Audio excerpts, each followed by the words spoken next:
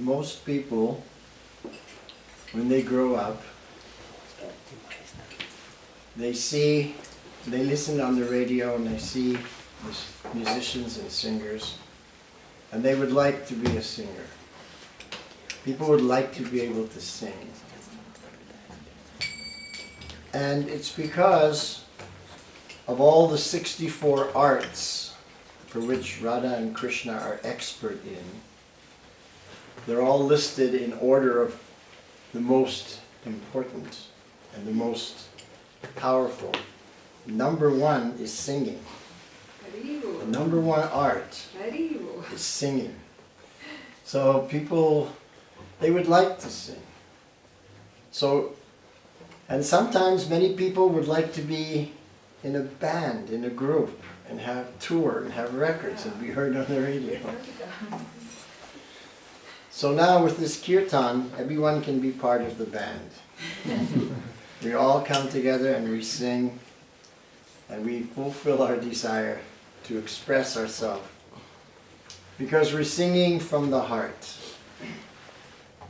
This Hare Krishna chanting, we don't sing it for money. We don't sing it for fame. We don't sing it, well, many of the pop groups, they sing to get the girls. We don't do that. We sing from the heart to connect with the Supreme, to connect with Radha and Krishna. So it's very wonderful. And what we experience in this singing changes our life.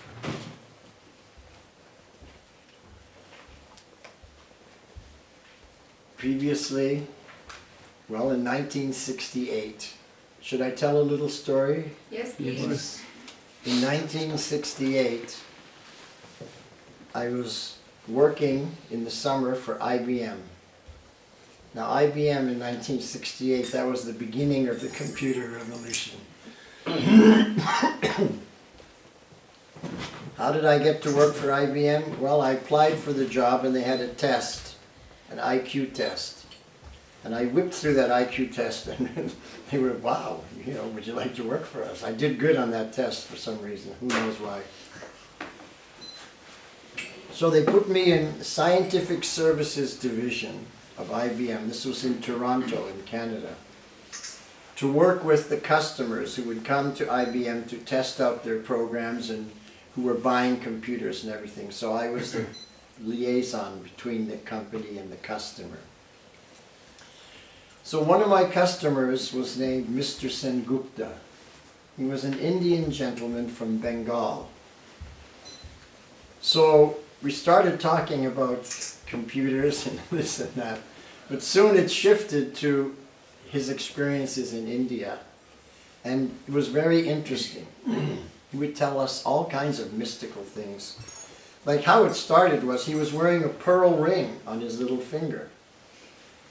And as far as I knew, that only ladies wore that. So I asked him, why did he do that? Why was he wearing a pearl on the finger? He says that's to control the mind. And then he went into all these things. And then, so he would come several times in a week, and we ended up speaking 90% about yoga philosophy and 10% about computers. So he saw that I was very interested in his culture and tradition. So one time he said, would you like to come to my home for dinner on Friday evening? My wife will cook us a nice Indian meal. So I said, okay. So that Friday, I drove there, 7 o'clock, rang the doorbell. He invited me in. His wife was still cooking in the kitchen, so he introduced me to her. And then we sat in the front room like this, and we were talking and discussing different things.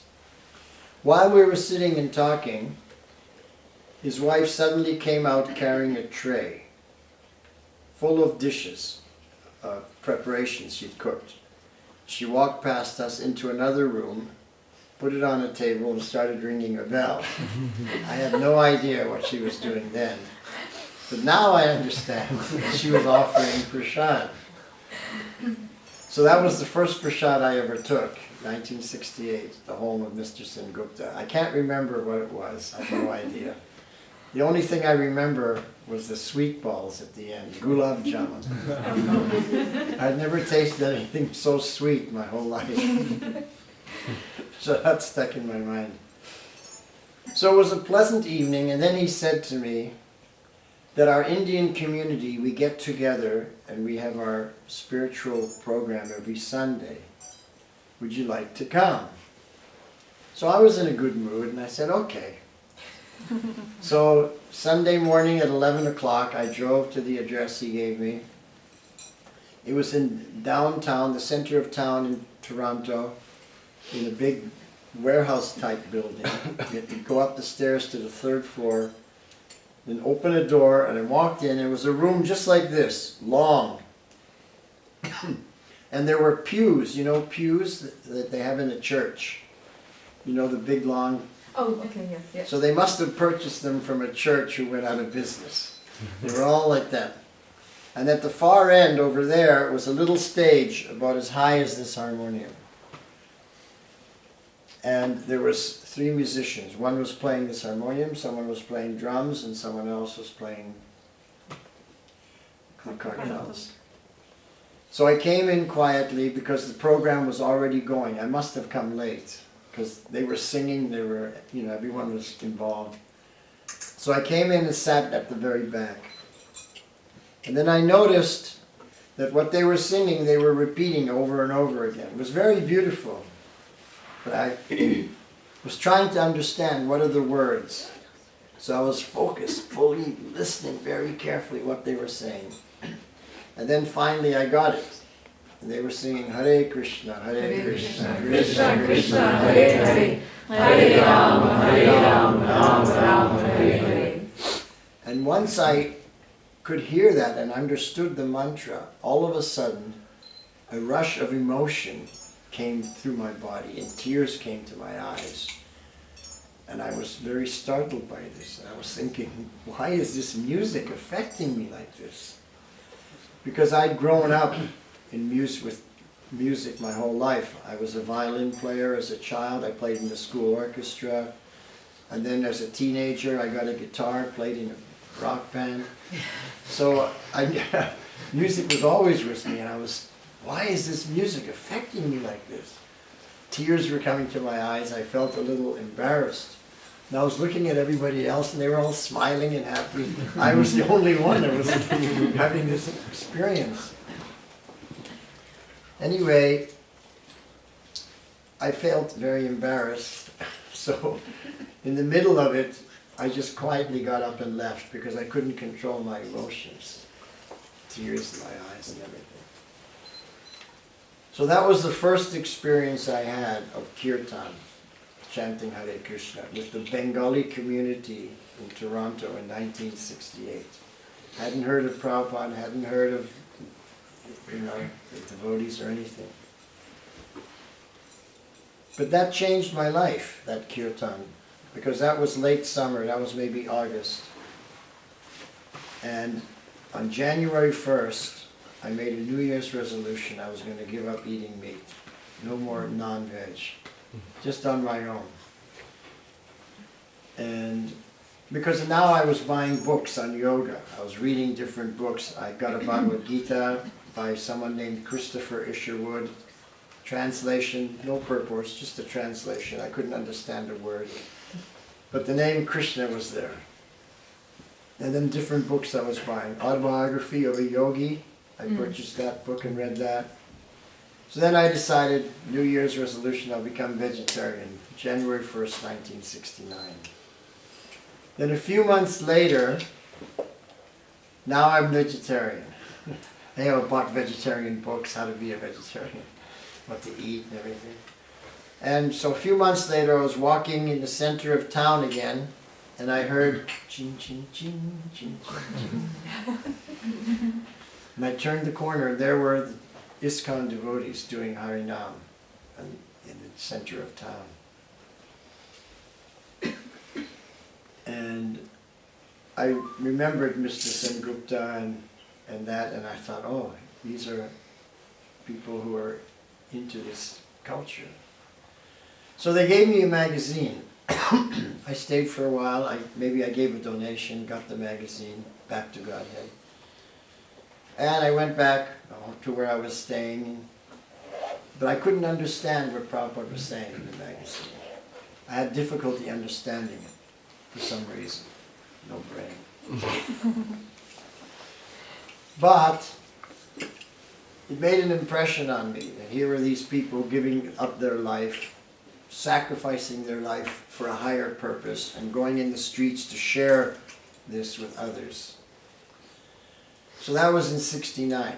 Then in 1970, I left Canada and went to London, because I was born in London. And when I was 6 years old, we emigrated to Canada, so I was educated in Canada. But I was feeling I wanted to go back to my roots and just see what London was all about. So in 1970, I went back to London. And then one day, I went down to Oxford Street, in the center of town, and I heard ching, ching, ching, ching, ching.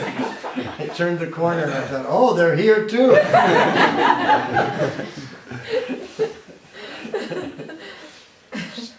So Krishna was coming into my life more and more.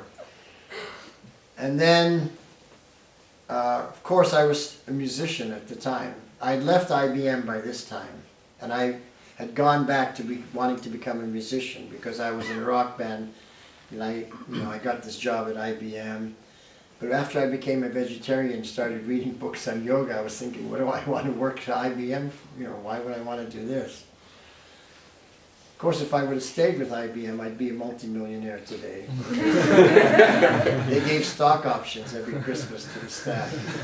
You are a multimillionaire. But anyway, I gave it up and decided I want to go back into music. So that's why, another reason why I went to London. So then there was an advertisement in the local music paper to apply, they were looking for a guitarist and singer, so I got the job. I joined this band. And it turned out that the lead singer, his girlfriend, was an initiated devotee. So at one rehearsal, she was talking to me, she found out I was vegetarian. So she figured, oh, here's someone I can preach to. So she started preaching to me, and she invited me back to where she was staying, and she showed me, books about Prabhupada, took me to the temple, and then I bought Bhagavad Gita, and I bought Ishopanishad, Krishna book. So this is 1972 now. And what I was doing at the time, although I was playing in a rock band, trying to become famous rock star, excuse me. At the same time, I was still very much into yoga, because I couldn't understand Bhakti Yoga, Prabhupada's magazine. I couldn't really understand it, so I was more into the Ashtanga Yoga, and I was attracted to Kundalini Yoga. So I was practicing Kundalini Yoga. There was one Swami, Narayan Ananda Swami, and I was following his practice of Kundalini Yoga. So it was very difficult. You have to sit like this, you have to breathe. pranayama, breath of fire, all the different things, and raise the kundalini to experience the oneness. So my diet at that time was very simple. I ate dates, the medjool dates, those nice big medjool dates, and goat milk. That's all I ate. So I would take a date, put it in my mouth, chew it up, and take some goat milk and chew it all together, and that's all I would eat for months. So, because goat milk was very alkaline. See, I was into macrobiotics also. Oh, okay. You want to make your body very yang. Get rid of anything yin. So that's why I was taking goat milk. I was able to get fresh, raw goat milk from the health food store in London. So I was eating this diet, and then this devotee girl brought me to the temple. So there was this opulent, super opulent prasadam. Can't eat that. No way.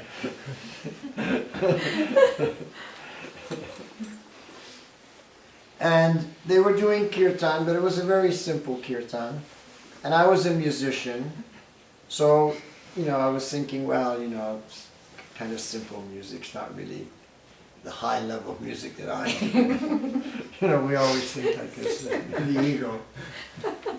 But what attracted me to the devotees is they were always offering obeisances to each other. And because in all the reading of the books that I was studying, in all the readings they were saying that the symptom, the test that someone actually has knowledge, spiritual knowledge, is that they develop the quality of humility. So I was thinking, these people are humble. They actually have some knowledge. I was visiting different yoga groups all over London. Because although I was practicing Kundalini Yoga, I hadn't affiliated myself with any group or anything, but I wanted to find my path, so I was going to all the different groups. So my friend, the devotee girl, she said to me one day, there's this one yogi coming from India, he's going to give a talk. Do you want to come? I'm going to go. So I said, okay. So we went to hear this yogi speak. And it was very nice. He had a nice ashram. Everyone was there. He spoke very nicely. And then he asked for questions. So the devotee girl, well, nobody raised their hand, so the devotee girl raised her hand. And he said, yes. She said, can you speak about death? He was surprised. Death? You want to talk about death? We should talk about life. Why you want to talk about death? We must talk about life. So he didn't answer her question. So when we left, she said, he's bogus. Because the whole purpose of life is to prepare for death, for your next body. Yeah. What's going to be your next destination? If you're not preparing for that, what are you doing? So that was quite an eye-opener for me. I was thinking that I knew what spiritual life was. But I had talks with her. She always had a deeper, more profound understanding than me. Which was surprising because I was thinking I was so knowledgeable. And then I'd say, wow, you really know a lot. She said, nah, it's my guru. Everything just comes from my guru. So in this way, I became interested in her guru. So she would play me recordings of his classes, but I couldn't understand a word he said because the accent, the Indian accent, was too thick. But over time, gradually, I was able to hear, and by associating with the devotees, slowly beginning to eat prasad and give up my diet of goat's milk and dates, and reading Prabhupada's Gita, I came to the realization that this is the path that I should try. I was thinking, I'll take this path now, but if something better comes along later on, I can always move up. But so far, this is the best thing that I've found. So that was my mentality. So after some time I began to chant on the japa beads.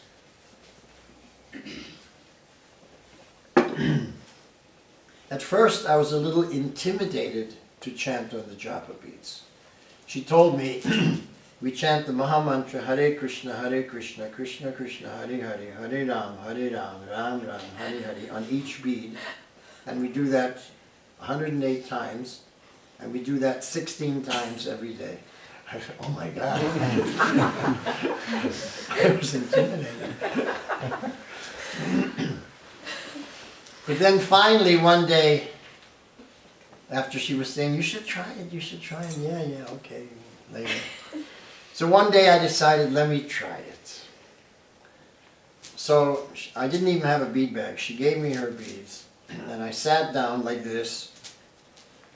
I looked at my watch, closed my eyes, and started chanting. Hare Krishna, Krishna Krishna, Hare Ram, Ram Ram, Hare Hare. I keep chanting like she told me, until I got to the end. So I opened my eyes and looked at my watch, 10 minutes. So I thought, well, that's not so bad. Now let me try one more.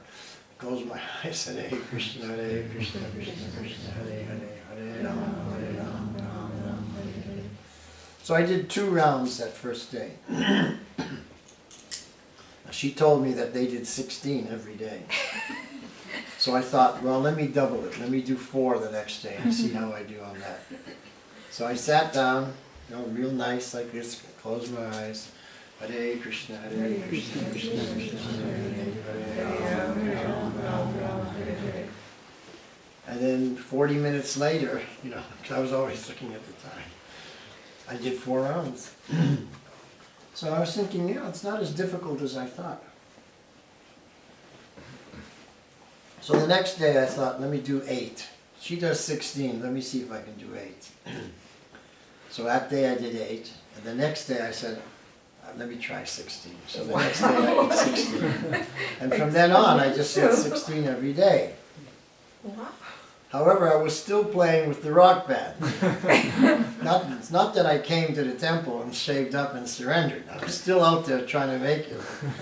But now I was reading Prabhupada's books, chanting 16 rounds, and following all the principles, and getting up early and doing everything that a devotee does, but trying to be a rock star at the same time.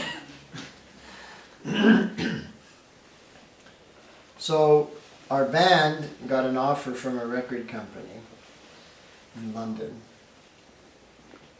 But some of the members, the other band members, didn't think it was a good enough offer. They had friends who had a band who got a much better offer and this and that. So what happened is, we didn't accept the offer. Because, the band members said it's not a good enough deal. So we turned it down. So then I was thinking, what's the point staying here in London? We just turned down a deal. What's going to happen now? And so I decided to go back to Canada. Got back to Canada, to Toronto, looked in the music paper, and there was an ad for a guitarist singer. I applied, got the job. And now I was playing in this band in Toronto, but they were a club band. But at least I was making money, right? So we played in this club till about 1:30 in the morning, every night. Then we'd pack up, it would be 2 o'clock by the time we left. Then I would drive to the Toronto temple. I'd arrive there about 3 o'clock, because Toronto's a big city. I'd ring the doorbell. There was the head pujari, his name was Drupada. I started coming every morning at 3 a.m. He was the only one up. He would get up early, to get the deities ready for Mangalarti. Yeah. So every morning at 3 a.m. I'd ring the bell, he'd let me in. I'd go into the temple room and chant japa until Mangalarti. So I was the first one in the temple room. I'd see the devotees coming in one by one, all wearing dhoti and everything. I was just dressed like with blue jeans and a t-shirt or something. And then I was there for Mangalarti, Tulsi Puja, the Shingadev prayers. And then when they started doing their japa, I went up to the brahmachari ashram and slept. By that time I was... And then they woke me up for breakfast. So I'd have prasad and breakfast every morning. So I did that for, I don't know, maybe 3 or 4 weeks. And the temple president and the temple vice president, they were both previously musicians, and they had played in a band together. So they knew how to preach to musicians.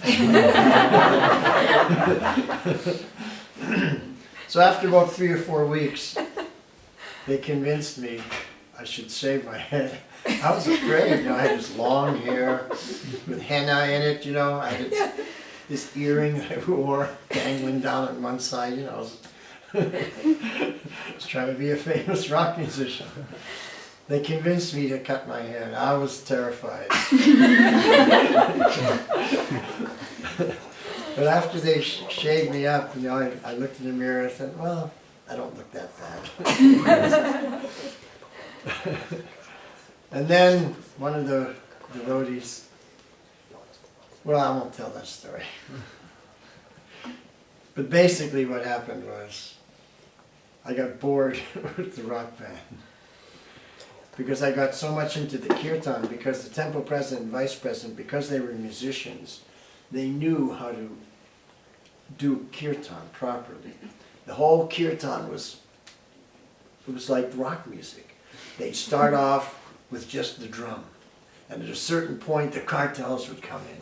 And then at another certain point, they would double the time. And it was just like, it was just beautiful. It was like choreographed, really wonderful.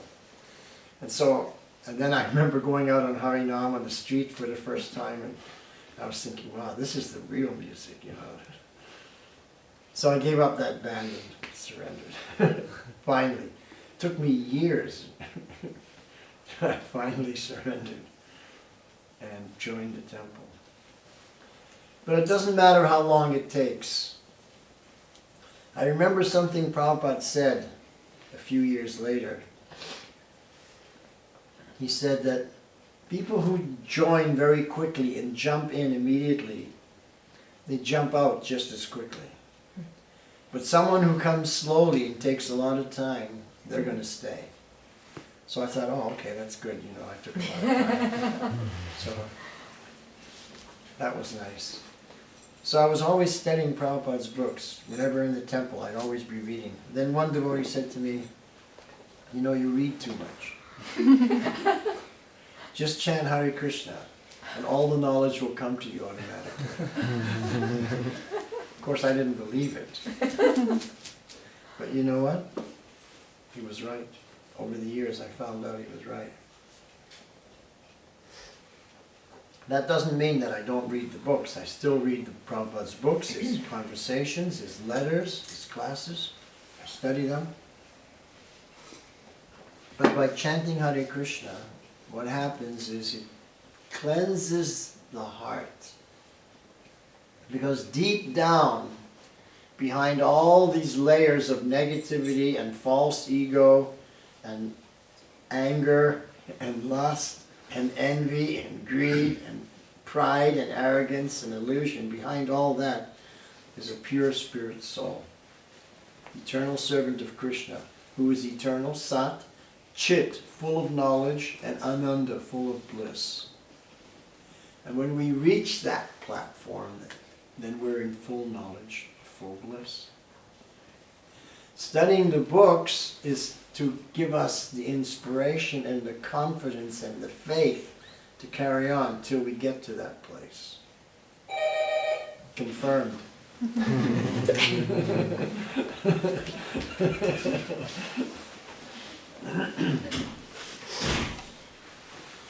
So, after Toronto Temple, I went to Los Angeles Temple.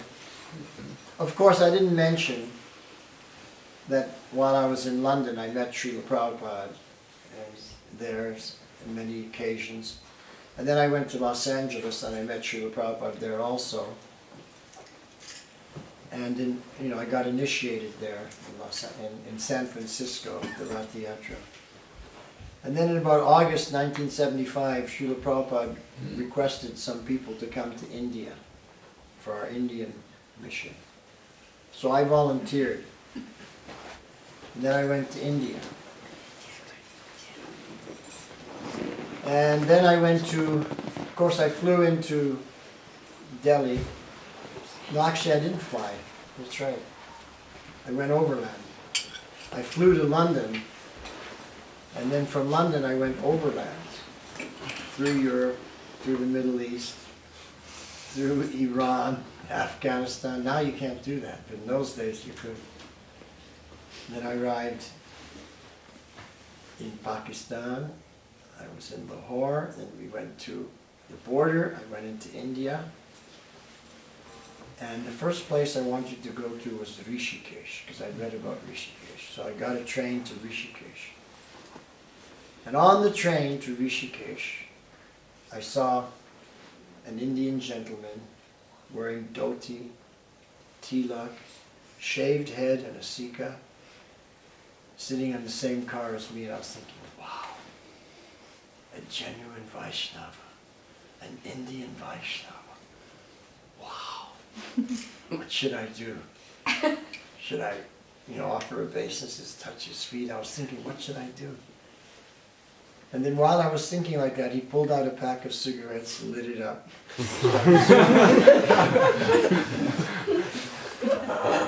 That made me realize that you can't judge people by externals. Anyway, Krishna was teaching me certain things here. I got to Rishikesh and I went to the Shivananda ashram mission. I stayed there. And they put me in the dormitory room with brahmacharis and sannyasi. There was a sannyasi right next to me. And there was a little box where you kept your stuff with a lock.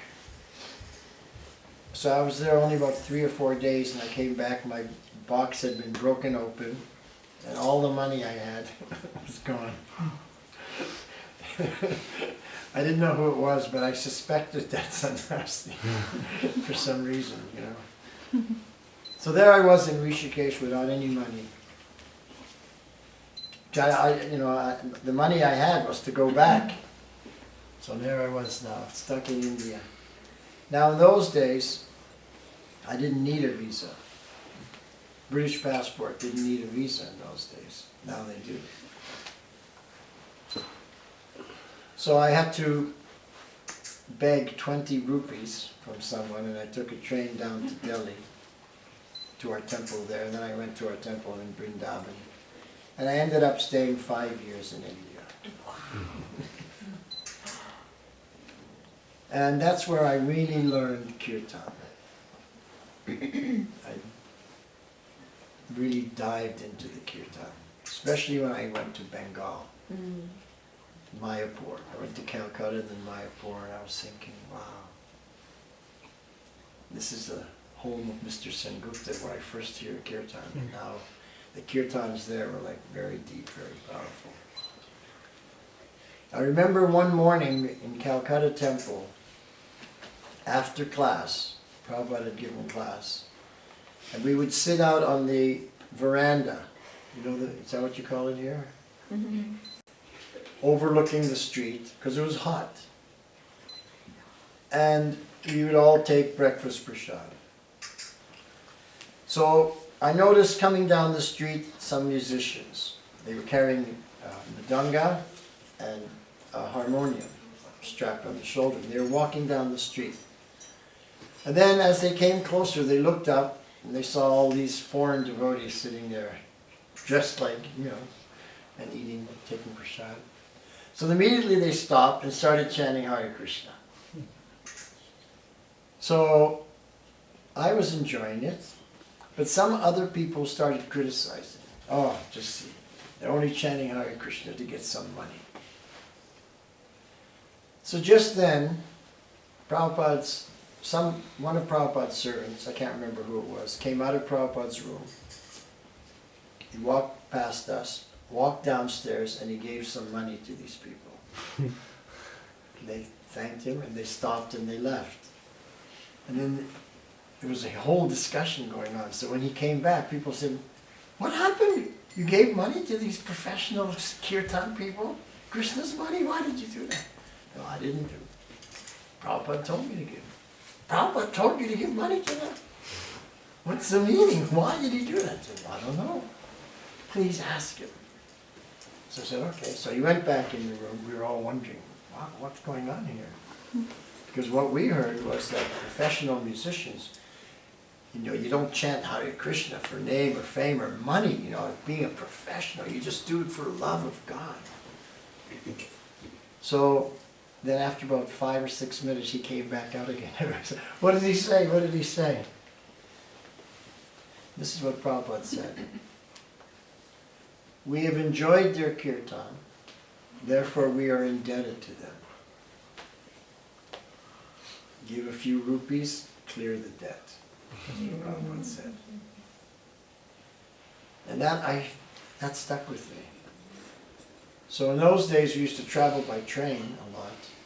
And in those days in the trains, musicians used to come by, singing or playing or doing something to get money in the train. And I remembered what Prabhupada said. If you enjoy their music, you're indebted to them. You give a rupee, clear the debt. So I would give. Sometimes people would come by and they couldn't sing very well and I didn't like the music. I thought, I'm not enjoying it, I'm not indebted to them.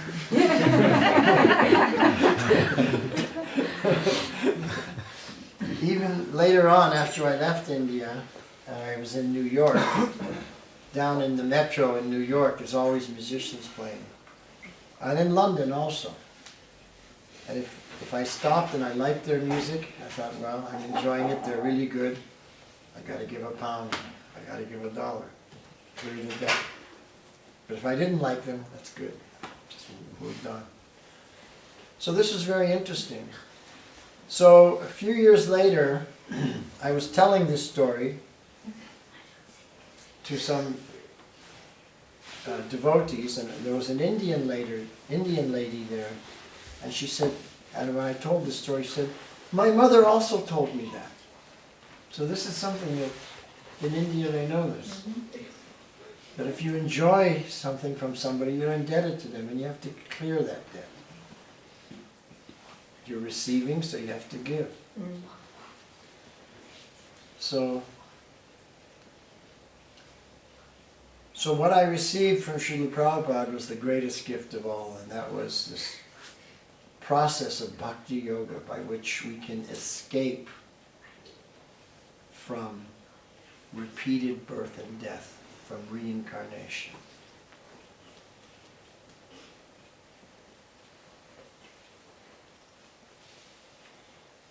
It's a method to get out of the cycle of samsara, repeated birth and death.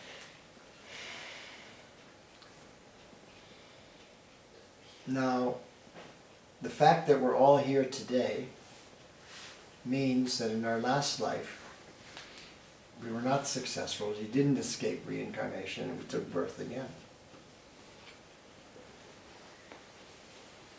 And we've taken birth so many times, millions of times. Now, this may be to some people a matter of faith. Do I believe in reincarnation or do I not believe in reincarnation? It's just like if you go to the heart of Africa. I come from Canada to the middle of Africa, and I tell them, snow. We have snow in our country. It falls from the sky. And they say, oh, we have that too. We call it rain. I say, no, it's not rain. It's different than rain. They may not believe. But whether they believe or not doesn't make any difference. Snow falls.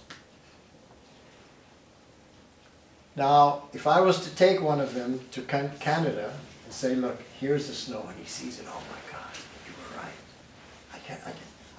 I gotta take some back with me and show my people.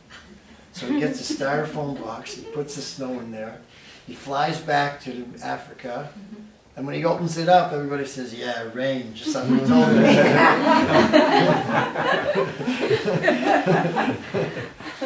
So some people just can't be convinced, They don't want to know. And if you don't want to know, you don't know.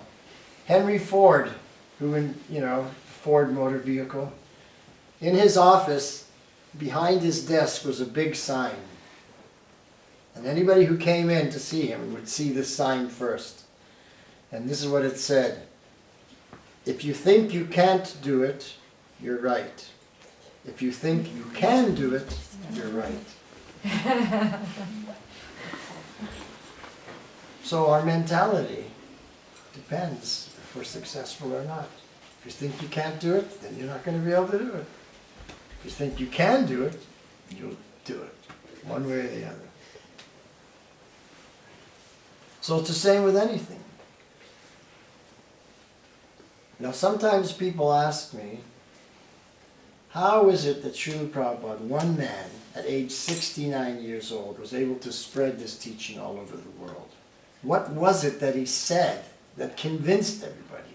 And who was he convincing? Young people, students, not old people.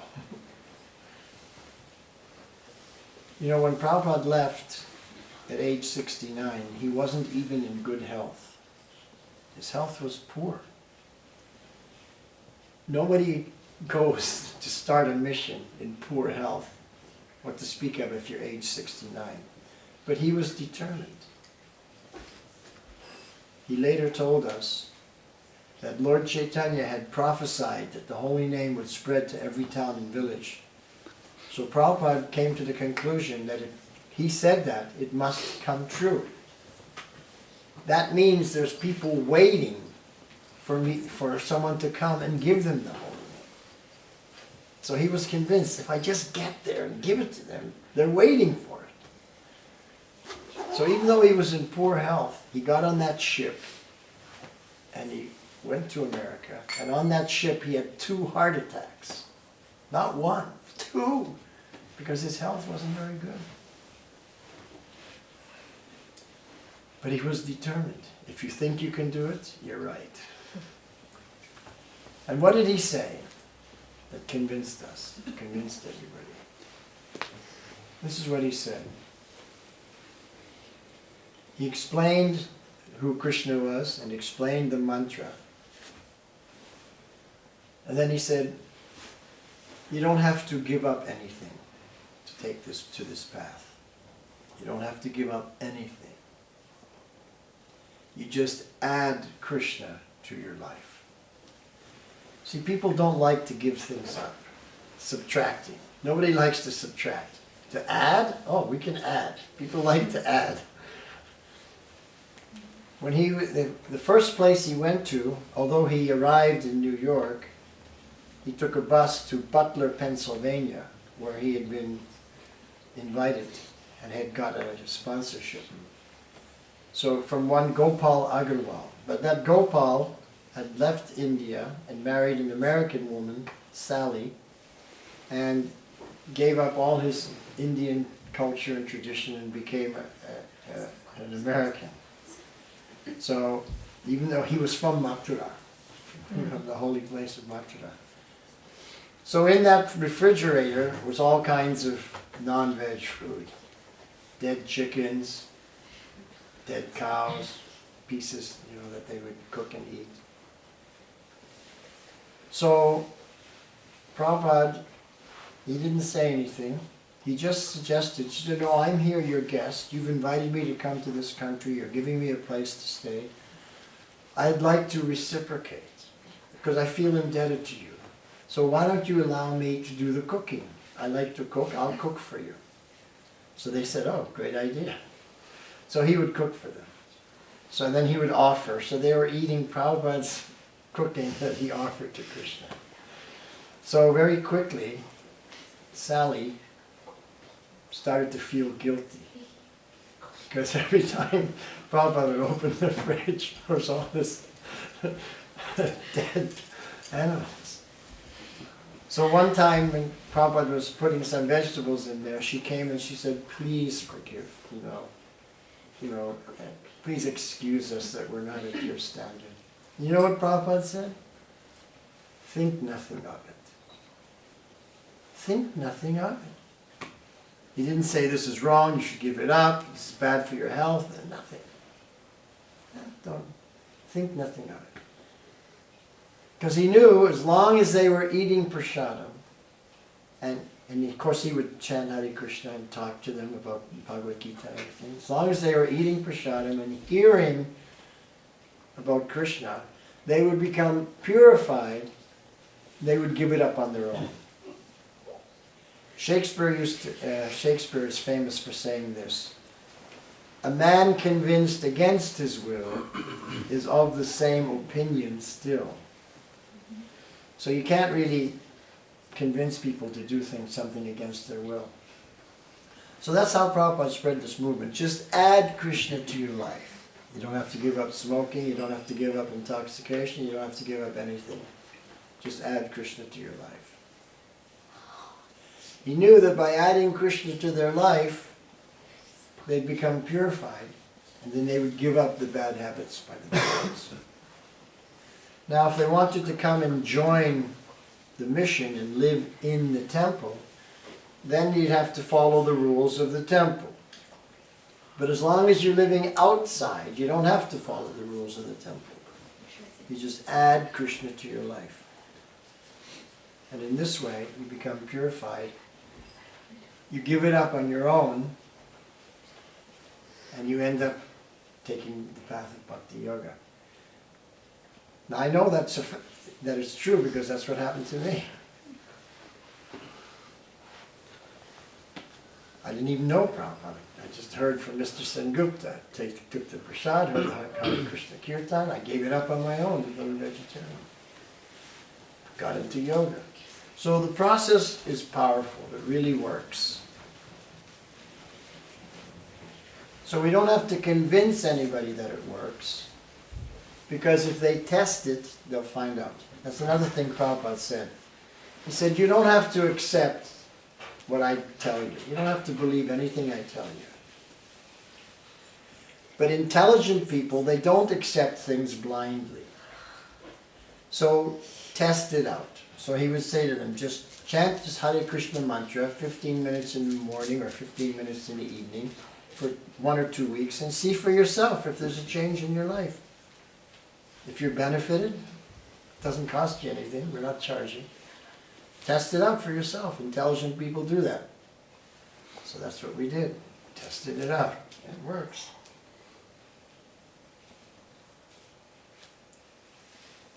You know, if you have a headache, you go to the pharmacy here, right? And you get these headache tablets. When people have a headache and they take the headache tablet, nobody knows what's in that tablet. You may read the label, but you don't even know what those things are.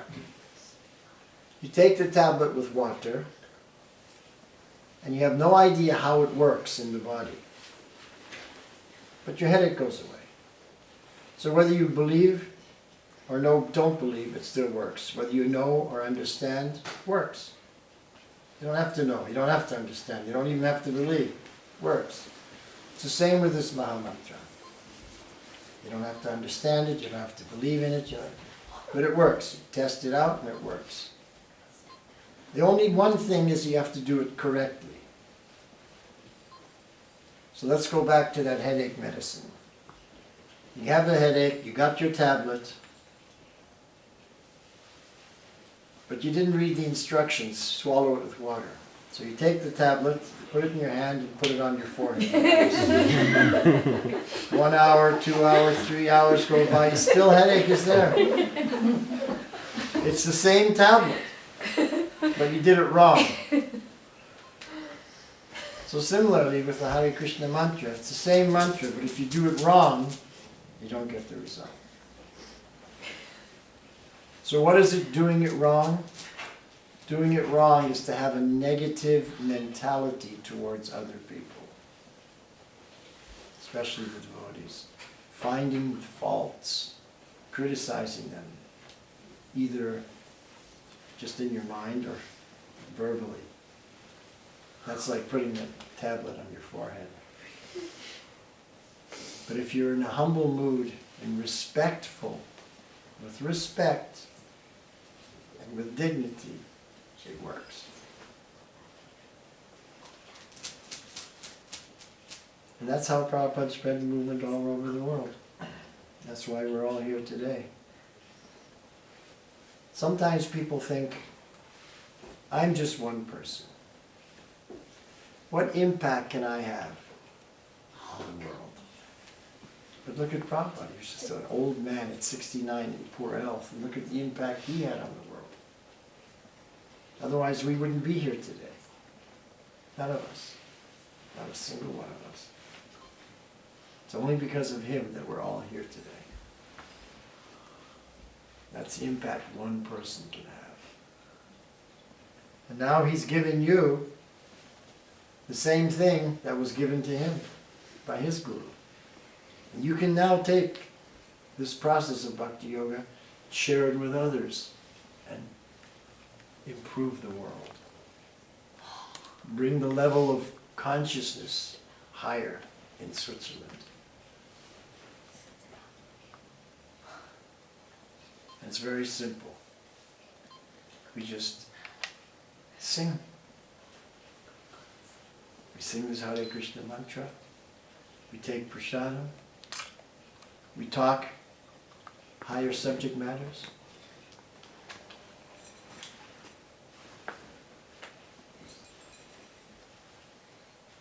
High thinking and dharmic living, living according to dharma. That's the process.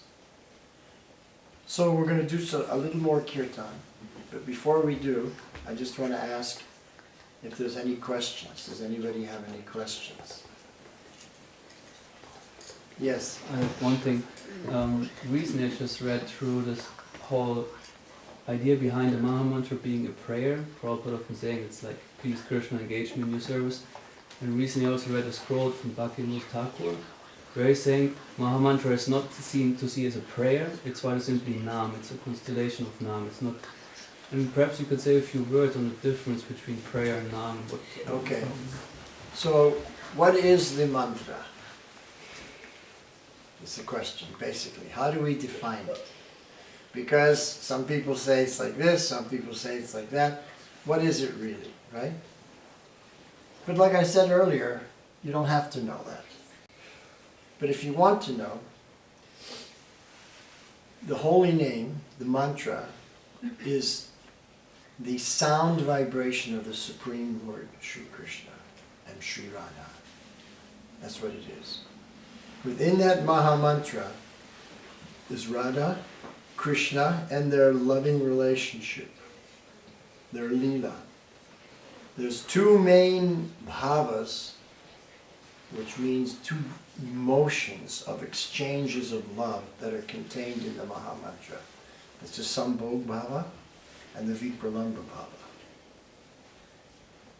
So, Hare refers to Radha. This is the divine, feminine, pure love potency. It's called Hladini Shakti, the Shakti of pure divine love. Radharani is the embodiment of that. Krishna is the supreme creator, the source of everything, the one without a second, the cause of all causes. And Rama refers to the reservoir of ecstatic emotions that can be experienced when Radha and Krishna get together. So by chanting this Maha Mantra, we experience this Ram, this ecstasy. So let's go back to these bhavas, Vipralambha Bhava and Sambhog Bhava, these two different ecstasies you experience. So Hare Krishna, the first part. Hare is Radharani and Krishna is Krishna. So this means that Radha and Krishna are together. They're enjoying their loving relationship together. This is called Sambhog Bhava. But then, whenever you get together, whenever lovers get together, they have to separate. So, Krishna, Krishna, Hare, Hare. Radharani saying, Krishna, Krishna, where is my Krishna? I'm missing my Krishna. And he's going, Hare, Hare, I'm missing my Radha. Now they're experiencing Vipralambha Bhava. They're separated. Okay, that's the first half of the mantra. This is a little esoteric and deep. But you asked, so I'm That's what we want to hear. Second half of the mantra. Hare Rama, Hare Rama. Now this Rama refers to Radha Raman. We have a picture here of Radha Raman. Means the beloved darling of Radha, who is Krishna. But it's a higher level, a deeper level of loving exchange. Because he's not just Krishna, he's now Radha Raman. So again they're together, they come together. Hare Rama, Hare Rama. And then again separated. Ram, Ram, where's my Radha Raman? Where's my Krishna? Hare, Hare, where's my Radha? So if you think of a spiral, it goes round like this, but goes higher and higher. Right? So that's what, chanting the Maha Mantra, we get on this spiral. We get deeper and deeper, higher and higher, purer and purer, more ecstatic and more ecstatic as we chant. So it's a prayer, it's the name, it's the lila, it's the persons, it's everything. How you relate to it, that's what it is for you. How Prabhupada presented it to the hippies was one way. How he would present it to his godbrothers would be another way. Much more profound, deep way.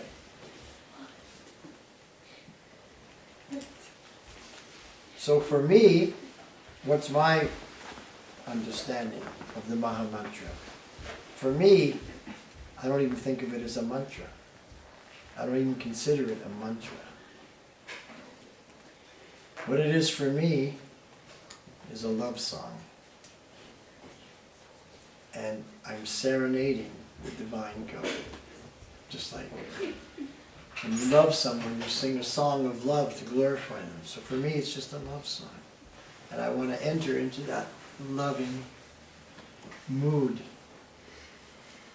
and glorify them and experience this divine, pure love that is in my heart. It's in everybody's heart. The pure divine love is in everybody's heart here. But the problem is it's not coming out purely. It's not coming out divinely. Sometimes we're like this, but sometimes like this. Because of the negative things in the heart, so it doesn't come out purely. Just like this white light here. If you put a red plastic, you get a red light. You put a blue plastic, you get a blue light. But the light is white. So the love in our heart is pure, but it's coming out in anger. Sometimes it comes out as lust, sometimes as envy, sometimes as greed, sometimes as arrogance. See? But it's the pure love. So the whole point of chanting Hare Krishna is to purify the heart of all these unwanted negative things, which are called in Sanskrit anarthas, because you don't want them. You don't want anger in your heart. You don't want lust and greed in your heart. So we want it. They're unwanted things. So why are they there? Well, whatever. Let's just get rid of them. So this chanting like this, Chaito Darpana Marjanam, cleanses and purifies the heart. And then you can express that pure love. That's the process. So that's how I explain it. To answer your question. I hope that was okay. Wonderful. Thank you. Hare Krishna. Any other points?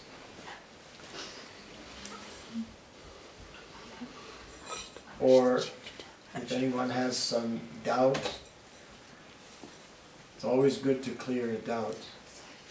Because you don't want to walk around with doubts in your mind. You know? So, yes. That was my keyword. Not my personal doubt, but something I was thinking about. I think Prabhupada was criticized by outsiders for then a bit later on in his life for having Rolls Royce and living a kind of the wealthy life, which seemed from the outside perspective, I guess, deviating a bit from the holy life. And I didn't want to ask this question first. When you said doubt, it just came to my mind. So Do you have any thoughts on that from your perspective? Anything? Okay, well, from my perspective, let's clarify that one time when he arrived in London, the devotees said, we want to glorify Prabhupada. He deserves to be treated like the person he is. So they rented a Rolls Royce. And they picked him up at the airport in the Rolls Royce.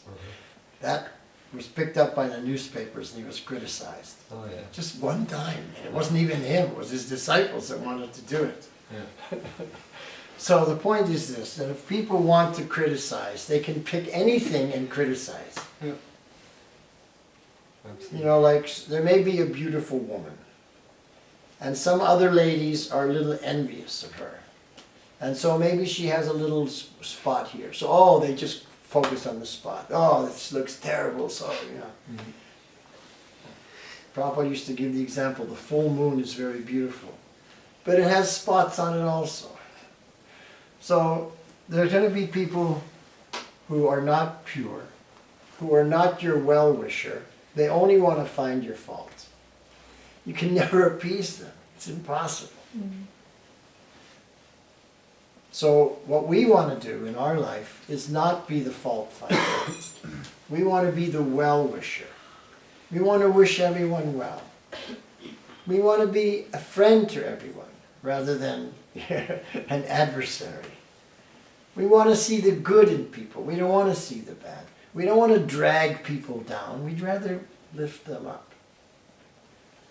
So when we come in contact with people who do have that negative type of mentality, we have to make sure that we don't fall down to their same level. And we start criticizing them and we come down to their level. Somehow or other we want to bring them up to our level. So we want to treat them with respect. Now some people you can't treat with respect. Just like a postman. Sometimes he's delivering a letter and the watchdog is barking at him. Now that letter may be a check from the government that the man and wife are waiting for, but the dog doesn't understand this. He just barks. So some people, they just bark. Like if you go to America and you go through immigration, all they're doing is barking. Yeah. Where are you from? Why are you here? It's terrible. They're never going to be your well-wisher. They're in such a state of anxiety that they're thinking, are you a terrorist? It's terrible. We don't even go to America anymore. It's insane. It's crazy. So there are going to be those people who criticize, and we don't want to come down to their level. So Prabhupada actually led a very simple life himself. Sometimes his followers would offer him something opulent, and he would accept it out of love, because he understood that they're offering it with love. But he wasn't attached to them, but had no attachment for those things at all. Does that help? Very much, yeah. Thank you. Yes? Yeah, I heard something about this one also. It's when you had a certain standard and you come to Krishna consciousness, you cannot give it up also so easy. So you can maintain a certain standard. It's nothing wrong with that. That also is like, I heard about that. Well, this is an interesting point. In Lord Chaitanya's pastimes, there was one devotee named Pundarik Vijayanidhi. He was a great devotee of the Lord, but he came from a very opulent family, and he lived a very opulent lifestyle. But he was a great devotee of the Lord. He was from present-day Bangladesh. He lived about an hour's drive from Chittagong, a place called Pundarik Dham.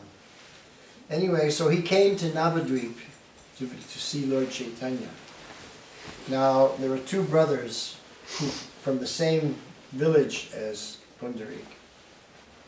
So when he came to Navadvip, they were very excited. Now you know that there's the Panchatattva, one of them is Gadadhar. So Mukunda, who was from the same village as Pundarik, he said, oh, this Pundarik has come from my village. He's a great devotee of the Lord. Would you like to meet him? So Gadadhar said, oh yeah, I'd love to meet a great devotee. So he said, okay, I'll find out where he is and we'll go visit him. So when Gadadhar was brought by Mukunda to see Pundarik, all he could see was this super opulent guy dressed in silks and like, wow, he was shocked. So Mukunda could realize by looking at Gadadhar's face that Gadadhar was bewildered, because he was thinking a Vaishnava should be very humble and simple.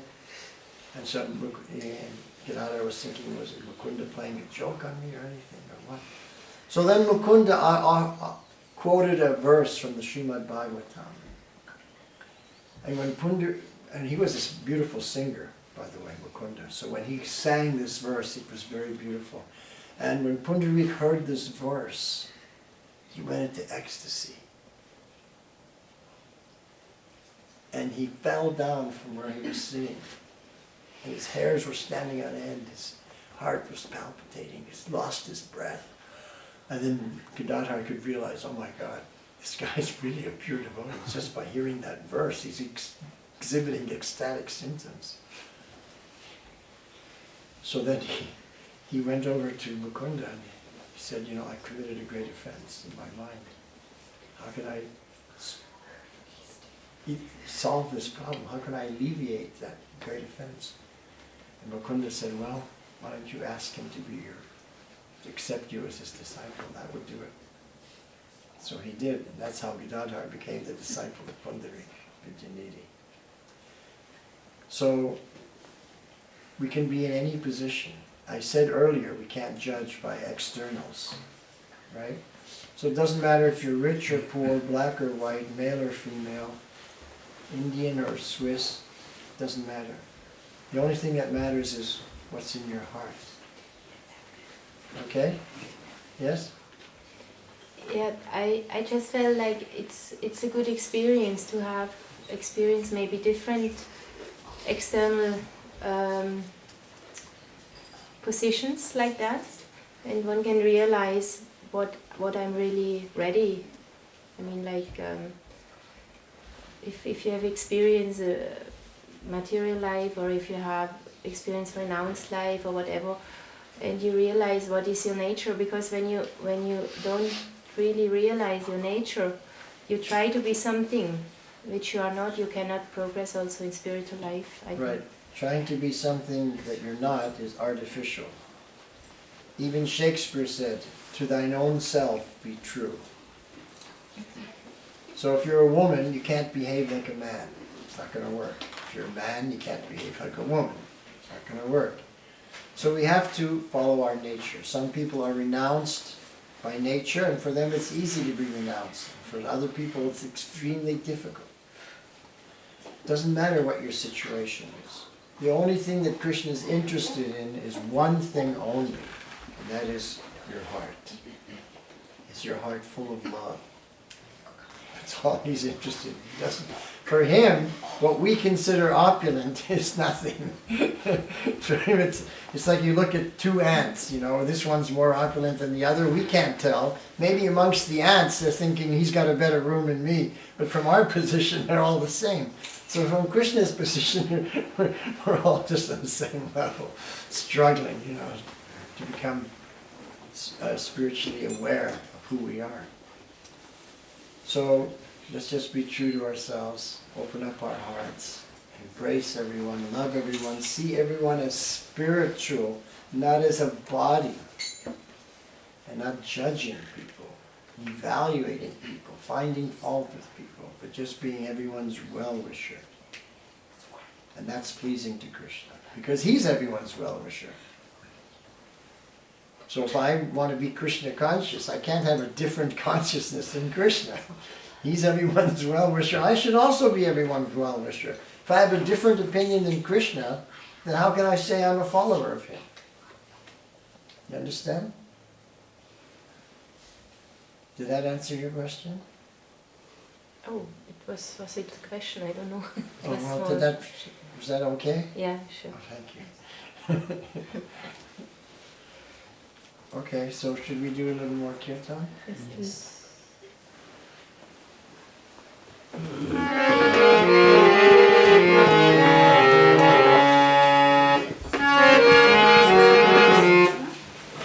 Something here, please.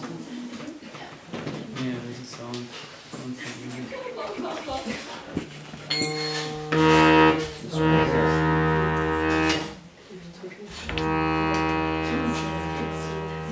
I'm going to solve that problem. I'll try.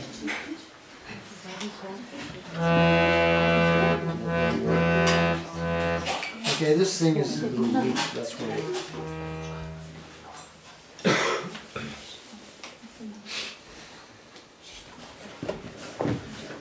Solve it. For now. See how long it lasts.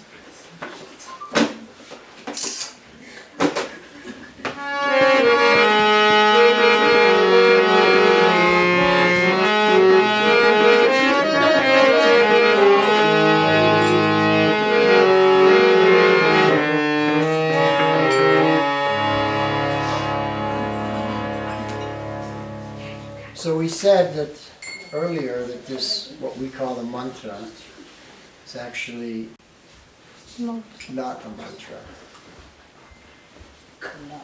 But each melody is not just a melody either. But each melody has a name. Each melody is a personality. Some of them are male. Some melodies are female. This is our musical tradition and culture in Vaishnava. That's why Prabhupada wanted us to stick to the tradition and not make up melodies, because what is a made-up melody? What personality is it? What emotion is it expressing? What time of day is it supposed to be sung? Nobody knows. It's just speculation. So we're going to sing a melody called Manohar Shai. Manohar Shai was very popular and very dear to Srinivasacharya, who was a great acharya in our line. So this is one of his favorite melodies. And we'll keep it simple.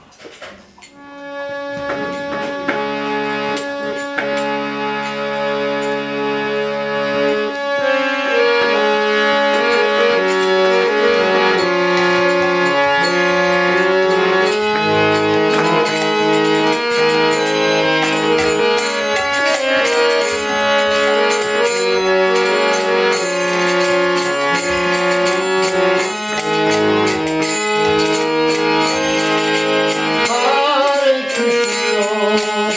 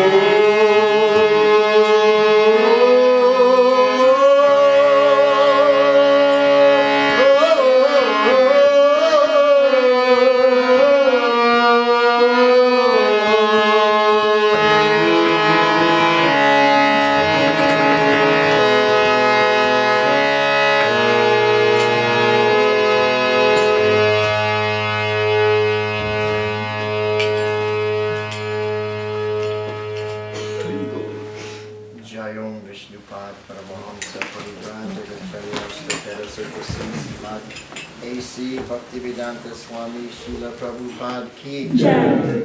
ISKCON founder Acharya Srila Prabhupada Ki Jai. Ananta Koti Vaishnav Vrinda Ki Jai. Namacharya Thakur Haridas Ki Jai. Prem se kaho Sri Krishna Chaitanya Prabhu Nityananda Sri Advaita Gadadhar Shivasadi Gaur Bhakta Vrinda Ki Jai. Sri Sri Radha Krishna Gopa Gopinath Shama Kund Radha Kund Giri Govardhan Ki Jai. Sri Vrindavan Dham Ki Jai. Sri Mayapur Dham Ki Jai. Sri Jagannath Puri Ketra Ki Jai. Sri Jamuna Mai Ki Jai. Sri Ganga Mata Ki Jai. Srimati Bhakti Devi Ki Jai. Srimati Tulsi Maharani Ki Jai. Harinam Sankirtan Ki Jai. Gaur Premanandi Hari. All glories to the assembled Hare devotees. Krishna. All glories to the assembled Hare devotees. Krishna. Jai Sri Sri Guru Gauranga Hari Hari Vaiyasaki Prabhu ki. Jai. So I just want to thank you all for coming.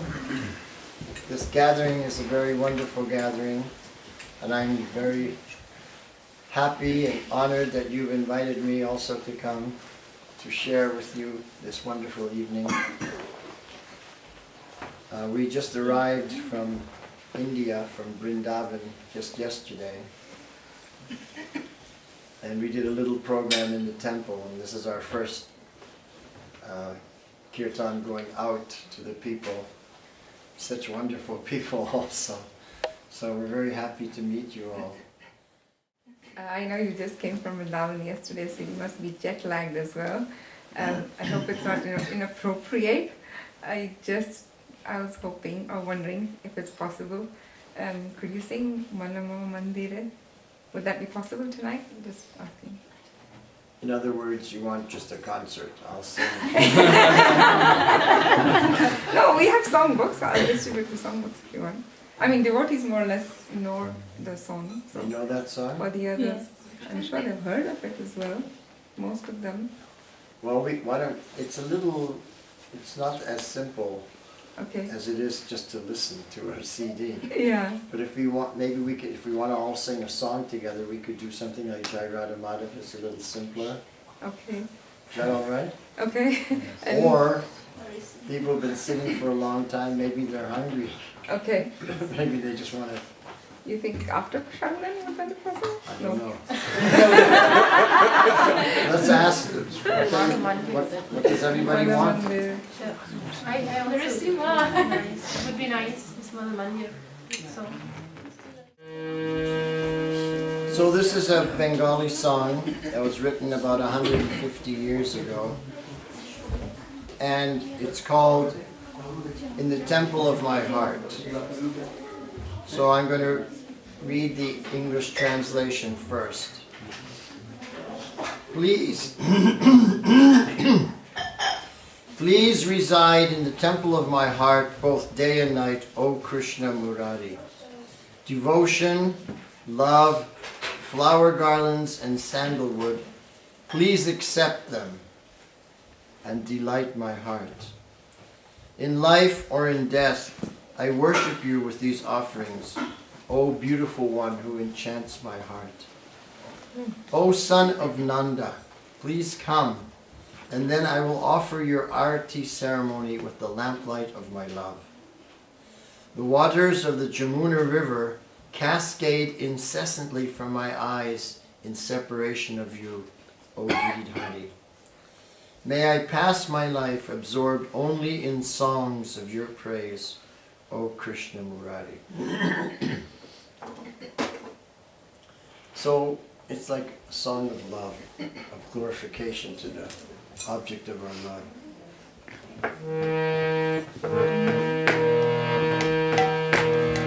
You want to play cartels?